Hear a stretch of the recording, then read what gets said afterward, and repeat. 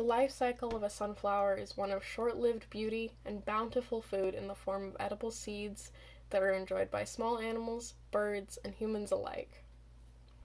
Germination, or the initial growth of the sunflower seeds, begins once the seed has been buried underneath 1/4 to 1/2 inch of soil. Over the first 2 weeks, a single large root grows downwards, while the main stem begins to peek through its soil covering.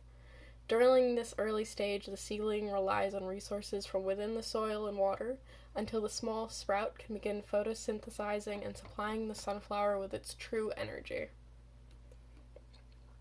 A mixture of this main taproot and off-shooting fibrous roots will continue to extend downwards, sometimes up to 6 feet, over the course of the next month. This root system works to ground the sunflower as a single hollow stem shoots upwards.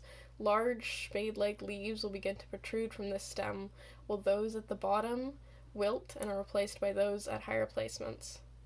This process proceeds best in warm temperatures, ideally between 70 and 80 degrees Fahrenheit. By day 45 in the sunflower's growth, the terminal flower bud can begin to be seen at the top of the main stem. The flower will focus on this singular bud as the plant prepares for reproduction, and the flower can be seen in full bloom just before day 60.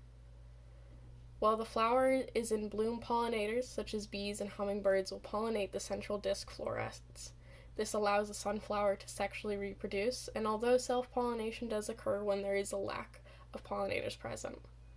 The ray florets, the bright yellow petals on the outside, begin to peel backwards, and any additional flower heads begin to bloom.